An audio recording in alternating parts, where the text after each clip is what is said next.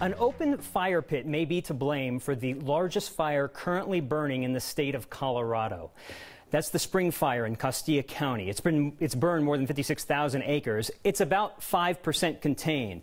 The fire is about 30 miles north of the New Mexico border between Alamosa and Walsenburg. And today, an arrest affidavit shows us some of the damage up close when the fire was reported 5 days ago. Jesper Jorgensen is now in custody and he faces arson charges. He's actually the one who reported the fire. And then during the investigation, he admitted he had been cooking meat in a fire pit. He told an agent with the Colorado Bureau of Investigation that he smothered the fire pit but did not have water to douse it, but didn't need to because he thought it was out. Jorgensen is from Denmark and is here on an expired visa. Immigration agents have put a detainer on him to take him into custody if he's released on bond. The Weston fire in Park County is closest to the metro area. It's burned more than 6,400 acres. Crews today had to deal with a major enemy, strong winds. Flames jumped over a fire line. The focus now is keeping the fire away from Highway 285, which has already been shut down, in Fairplay heading south. So far, one home and one outbuilding have been damaged. With more fires burning throughout Colorado, our digital team has put together an interactive map. You can use it to track the size of each fire, where the exact boundaries are located. We have a link to that story on the next Facebook page. Well, none of the current fires in Colorado are burning in a Colorado state park, so let's keep it that way. A new law that took effect yesterday increases the fine for having an unattended campfire at a Colorado state park. That fine used to be $50. Now it's as high as $750. Over the last 3 years, 24 people have been cited for not putting out their campfires on state parkland. Our next question comes from a viewer named Bill. I live in Chaffee County, and Verizon customers here cannot make outgoing calls or send SMS messages. I heard a rumor that one or more of their towers have been damaged by wildfire. You might want to look into this. Good idea, Bill. Well, we got in touch with Verizon. A spokeswoman tells us it's not actually a tower issue. Follow me here. The fiber line that carries calls and texts to the tower in the first place, kind of like old school operators, that's damaged. It's caused some service issues for both Verizon and Spectrum for those who live in Buena Vista, Monte Vista, Alamosa, and Salida. Verizon could not tell us the number of customers affected. There are two ways to fix the problem.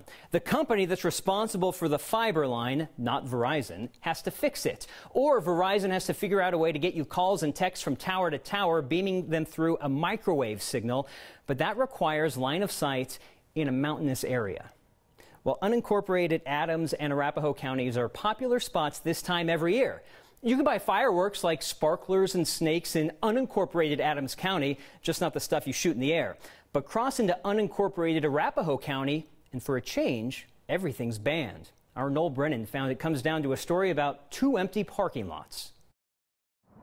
Gravel lots are looking lonely this summer. Right now, this is an open lot. This one in unincorporated Arapahoe County. Traditionally, this has been the site of a large fireworks tent. And this one in unincorporated Adams County. Both used to be home to pop-up fireworks stands. Now, all a firefighter sees is dry grass. Firefighters are looking at this as fuel, and it's dry fuel that's ready to burn. High fire danger is why both stands closed. But only one was required to do so by law. The ordinance bans the use and sale of fireworks. The ban Arapahoe County commissioners passed will last 1 year and even applies to so-called safe and sane fireworks. Sparklers, cones, fountains, things like that.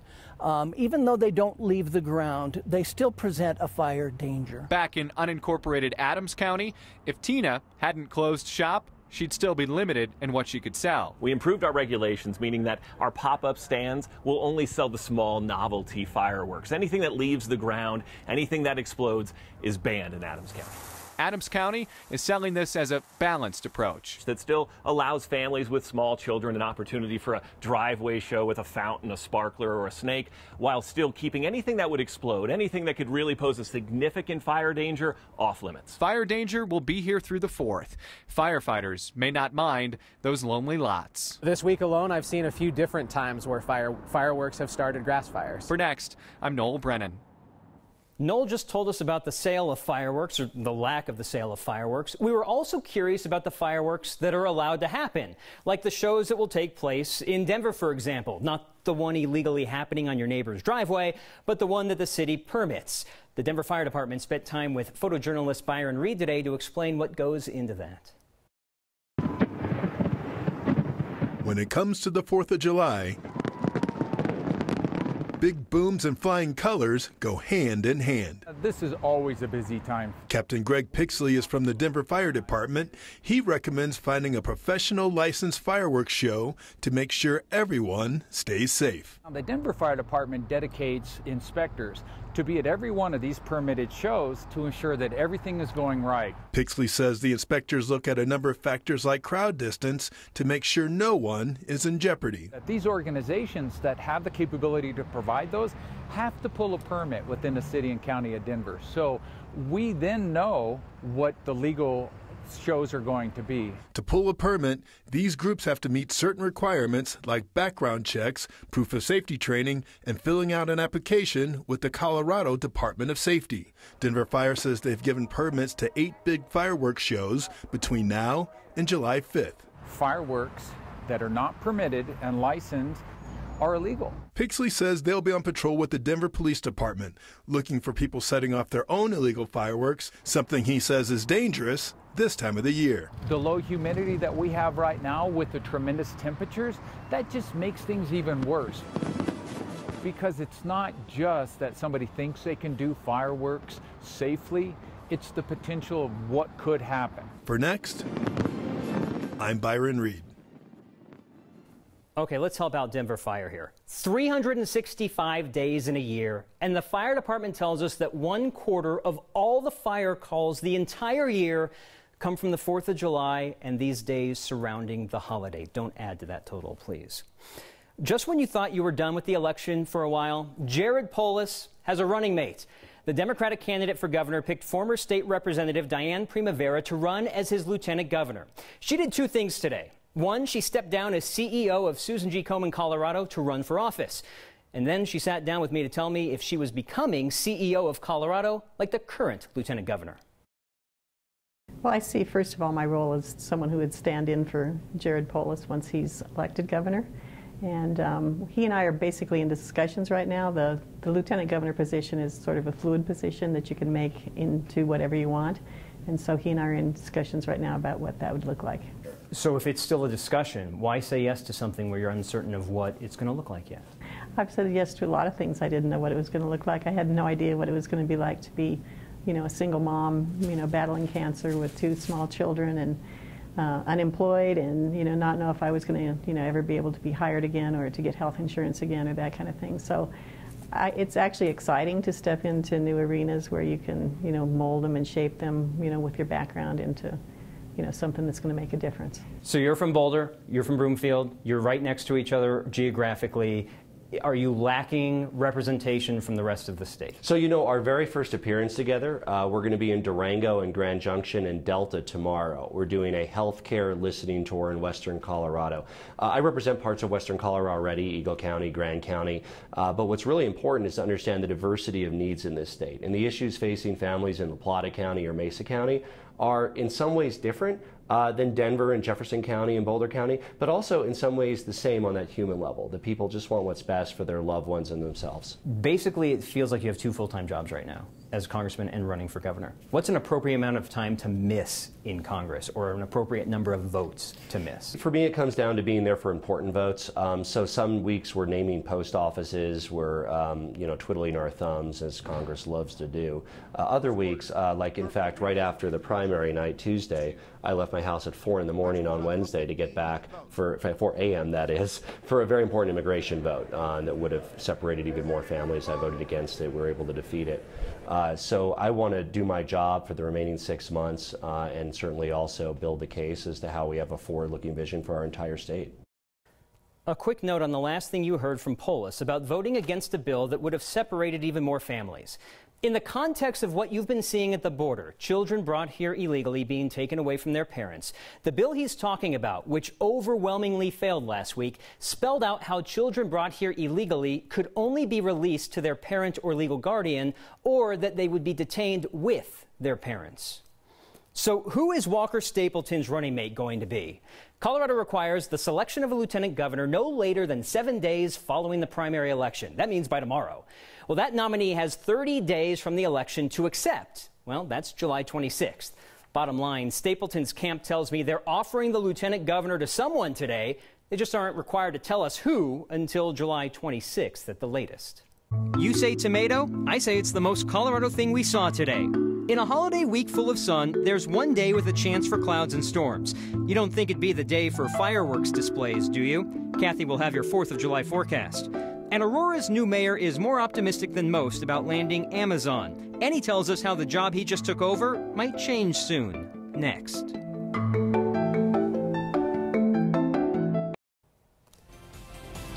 The most Colorado thing we saw today is a memorial for Pink Brandywine. That's not a person or a pet, but Jane Longhurst's failed tomato plant. Now, as someone who couldn't even grow grape tomatoes in an arrow garden when those were a thing, I can relate to this. Pink Brandywine barely made it to 3 months old. Well, Jane gave us permission to use her failure and said, "Hope it makes people smile. We need some lightness in the day."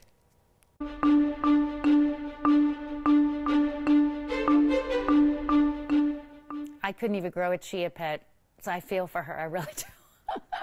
You know what? We are tracking just a few thunderstorms down south of us tonight, but unfortunately, we're not seeing any rain from those storms. A bit of wind and lightning, all that moisture rotating around high pressure, which is actually going to back build over Colorado. And while it was hot today, it'll be just as warm tomorrow before a midweek cool down. Brief though it may be. Severe storms around North Platte, funnel clouds, hail recorded there, lightning from high base storms. This line of storms tracking from the southwest to the northeast, moving out tonight. Tomorrow, all of that moisture basically evaporates. The best chance for showers will be north of us, but things change Wednesday and Thursday. A little more moisture coming in and a weak front, so we put a cooling trend in for Wednesday and Thursday, and also the potential for isolated storms midweek and maybe a few rain showers from storms on Thursday. So right now it is Thursday. We have the best chance of showers and not on the 4th of July, although Mother Nature may provide a few fireworks of her own. In the Denver metro area for tonight, a mild low of 61. It will be smoky, hazy, and hot again tomorrow, 90 to 95. A brief cool down midweek with a few thunderstorms on the 4th and again on Thursday before we move right back into the weekend. Marshall, 95 to 100 degrees on Saturday and Sunday. And the tie, the shoes, the outfit today, everything. You look great. Oh, look at that. I'm more interested in the 89 and the 87. I like that kind of weather a little bit better. Yeah, that looks good. Okay. Thanks, Kathy. Aurora's new mayor actually gave up some power when he got the job. City Council sets policy and elected one of its own, Bob Laguerre, to the largely ceremonial role. He told Kyle his vision for the city, including whether the job of the mayor should be more powerful. Your fellow council members voted you into office to serve out the remainder of the late Mayor Steve Hogan's term, and you've pledged that you're going to continue Mayor Hogan's vision for Aurora. You guys didn't disagree on anything? I think that the things that Mayor Steve Hogan were working on were very important in the city, and some of them overlapped with some of my highest priorities. For people not familiar with the way that Aurora city government works, council kind of sets the agenda and then the mayor implements, right? That is correct. We, unlike the city and county of Denver that has a strong mayor who basically is the CEO and hires and fires all the senior staff, City of Aurora has a council manager form of government, and the mayor in the city of Aurora is more of a figurehead and a spokesperson for the city. Do you think Aurora would be well served to look at changing that? Might it suit the city better to go to the Denver-style strong mayor format? I do believe that's in our future, but that has been debated. This is my 16th year on the city council over a 24-year span, and that's been debated off and on, and the argument is, are we a large enough city to command a broad base of candidates for that type of government? And at least that's been my argument. But I do believe it's in our future. Right now, the Denver metro area is on the short list, as you know, for Amazon's second headquarters. Is there an Aurora site on that list that's being considered? I don't personally know whether there is an Aurora site, but looking at the metro area and understanding how that decision was made, I would be very shocked if there was not an Aurora site on there. Do you think Aurora would be a good fit for an operation of that size? I do think we would be, and there are many people that say the Aurora-Denver area doesn't have any chance of getting Amazon because we don't have the political clout, we're not east or west coast. But I in fact think that if you look at the Amazon requirement list, we check off every single box with 130%. Aurora Mayor Bob Laguerre, thank you so much for your time. Thanks for coming by. All right, thank you very much. With Aurora, Kyle's conversation with Aurora Mayor Bob Laguerre is on the Next YouTube channel. There, they talk about the legacy of Mayor Steve Hogan. There's the Blue Bear, Lucifer, and now this bridge in Lone Tree. And we didn't want to squirrel this video away too long. Caption this and get your answers to us using the hashtag #HeyNext. Lone Tree didn't leaf out a lot when it built a new pedestrian bridge called the Leaf Pedestrian Bridge. It crosses Lincoln Avenue just west of Park Meadows Boulevard and I-25, and it has one distinct feature, a massive leaf. It officially opened last month after 16 months of construction, and our Corky Scholl stopped by last week before the ribbon cutting. Just kind of cleaning up the bridge, getting ready for the ribbon cutting event. I think it's it's almost a work of art in my eyes. I think it's beautiful out here. A lot of people, I think, have different opinion on whether it's valid or not, but some of the negative comments we heard is the city's budget in general could have been spent differently, I think, is a lot of people's opinion. I've had, just the same converse amount of people that say, hey, we love it, it's beautiful, gets us back and forth safely, but I don't know too much about the whole design of it. This is Fentress Architects. We worked with the City of Lone Tree to come up with an iconic design. We made the steel pylon structure look like a leaf. That's part of the symbology of Lone Tree. And that leaf is 80 feet tall, and it sits 20 feet above the road. No, it's not by any means a basic bridge. I think iconic structures do make cities more enjoyable and better places because people remember them. DIA and the tents, everybody that comes through Denver sees those tents and remembers that. The Colorado Convention Center has the Blue Bear out in front, knocking on the glass. People come to a convention, they remember that. It's just, it's a memory for people, and it's an image that the city can put forward and somebody will know where they are. I hope the City of Lone Tree residents and those naysayers will come to love the bridge. It's part of their city to make their city more wonderful. Getting people from the snooze on one side of Lincoln to the Chipotle on the other side isn't cheap. The bridge was about just shy of $7 million plus $500,000 to buy the land on the north side of Lincoln that was needed to build it. Well, you've made it through Monday, and we all need a little pick-me-up, so we figured a video that shows something picking something else up would be good for everyone. Jen Hartman saw a squirrel grabbing a slice of pizza that was as big as the squirrel itself. Well, Pizza Squirrel lives in Longmont.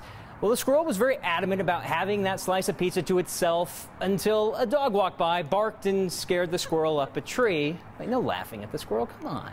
The dog got most of the pizza while the squirrel watched its hard work go to waste. But we didn't go far for a sign that there's some sort of wet paint here at 9 News. And your feedback next. Well, it's a sign that someone ran out of tape, or there is something seriously wrong that's about to happen if you continue down that path. Here at 9 News, there are parts that are being repainted, freshening up hallways, things like that. So clearly someone wanted to warn us that we shouldn't brush up against any walls, but if this is really wet paint ahead and not wet paint, I'm afraid to know what's happening next. If you have a sign like this, send it to us. Email next@9news.com or hashtag #HeyNext. Some feedback tonight. Jeff, our garden would look like a cemetery if I made gravestones for dead plants. We've all been there. And from Sarah, Marshall, I'm loving your eyeglasses tie tack. Too cool. I've learned that they can't say you've got 4 eyes when you really have 6. More tidbits like that next time.